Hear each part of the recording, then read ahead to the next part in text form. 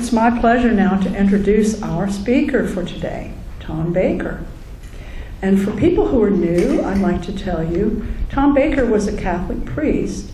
He's still a priest, still a minister, minister of the Fellowship of the Inner Light. He's a licensed counselor, and he teaches the Course in Miracles, and a whole lot more. And a whole lot more we'll probably find out. And we always enjoy having Tom come and share from his wit and his wisdom. And I've been told that he's going to speak about understanding human beings. Is there anybody here that needs a little help with that sometimes? How appropriate. I mean, when I called him to find out the title, I started laughing because of comments I'd heard just before I talked to you, Tom, where people were saying, the earthlings are out, they're crazy, I don't understand them. And then he told me the title, so how wonderful. And whatever title, I know it will be wonderful. So come on up, Tom, let's give him a warm welcome.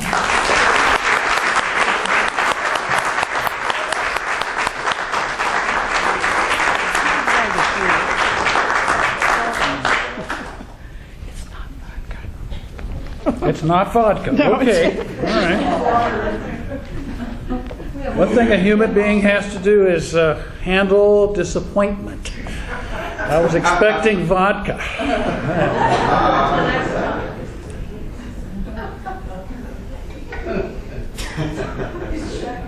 I thank God for the vodka I have at home.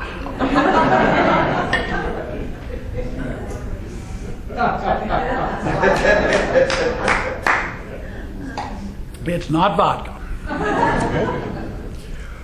Well, now, for 35 years, I know it's hard to believe that looking at me, but for 35 years, I've been working fairly deeply with human beings, and often human beings in distress.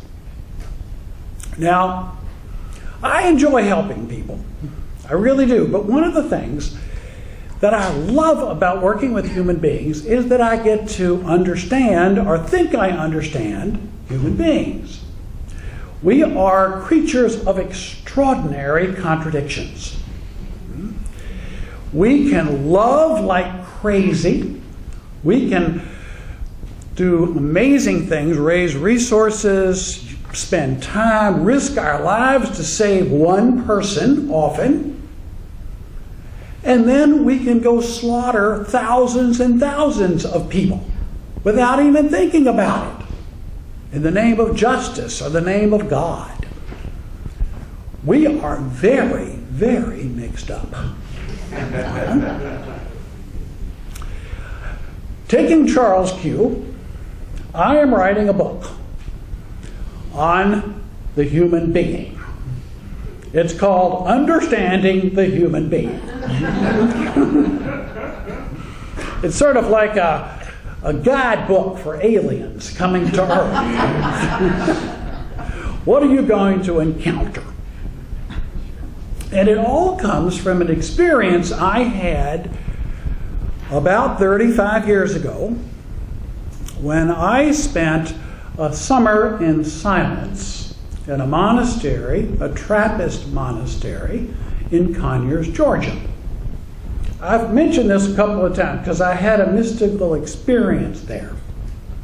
But my general experience, living in silence, not alone, but with lots of monks and lots of people, was that when I was really, really centered, and my thinking was less and less. Your mind slows down as you're quiet. It really does. I began to perceive people in a different way. It was very disconcerting. After 2 months in silence, I started eating at the guest house where people would come in and have lunch and dinner who were on retreat. And what I noticed about people, it hit me very hard, was that everyone was jumpy. Human beings are extremely nervous. I could see sometimes people literally shaking. And as I listened in a kind of hypersensitive way, what I heard was people saying, "Look at me. Care about me. Notice me. I'm somebody." That's what I noticed. And everybody was very jumpy. Now, I began to ask the question, why are we so jumpy, nervous, and anxious?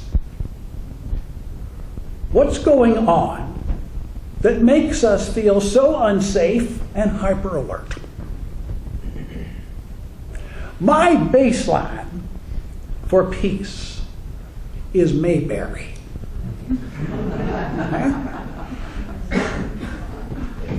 The people in Mayberry, all except for Barney, are pretty calm. Barney made up for it. Yes. He was the one in therapy. But for the most part, even for Barney, things were all right.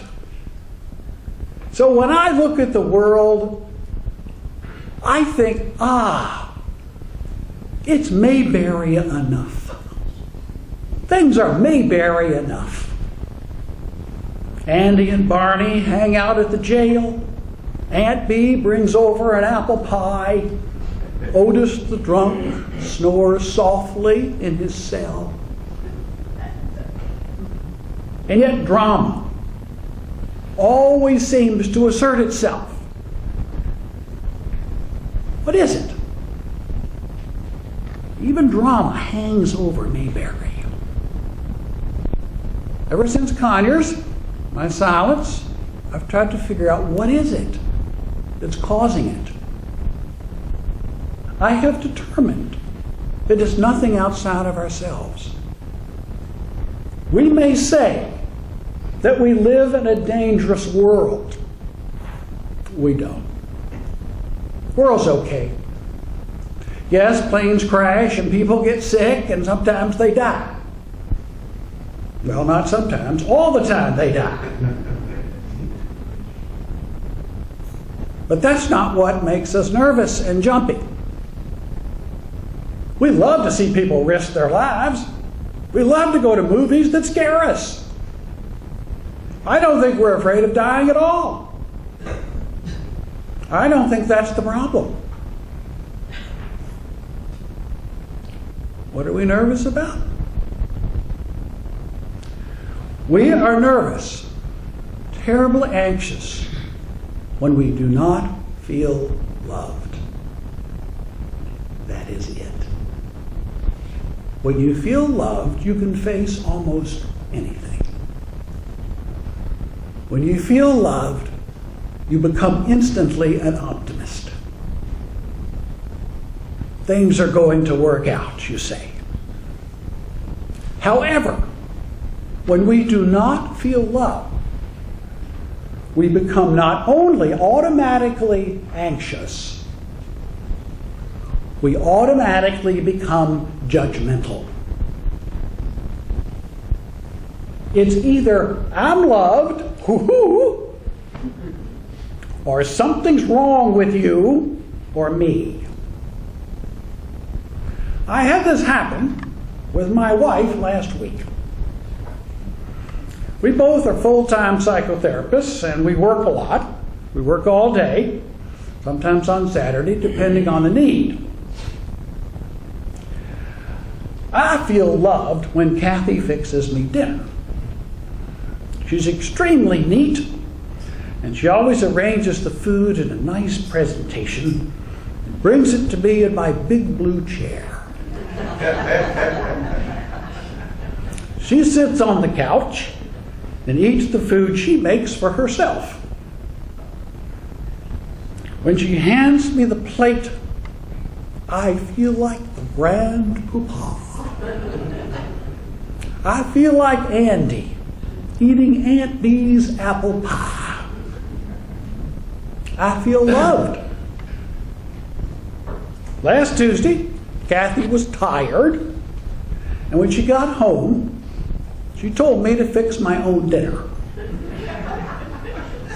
"Fix it yourself," she said. "I work as hard as you do." And in my mind, I was so stunned I couldn't speak. In my mind, I said, "Well, what about the grand poobah?" It was like Aunt Bee, instead of bringing a finished, steaming apple pie, she brought me sugar, flour, a sack of apples, and a recipe. I immediately felt unloved. And I thought to myself, Kathy is a lousy wife. All she thinks about is herself. She should go to wifely training classes, sort of adult home ec. Now, I just thought this. I knew enough not to speak in judgment, for I know that when you judge a person that you're married to, you get divorced. But I spent the evening in a silent snit, nervous, anxious, and mad. When we went to bed, I lay awake for 2 hours, my stomach full of my own cooking. I finally fell into a fitful sleep. In the morning, Kathy greeted me cheerfully and told me that she loved me. I forgot about all of my judgments, and I kissed her good morning. I felt loved again. I was relaxed, optimistic, and ready to face the day of clients who, for one reason or another, felt unloved or unlovable. Now, I still ask a question, and my question is, why such a need for love? What makes us so love sensitive? All the time we have love radar for those around us. It's not romance radar. That's for you two. But it's love radar.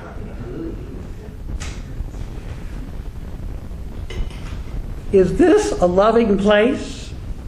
Are those eyes looking at me with love or with judgment? Do I look good enough to be loved?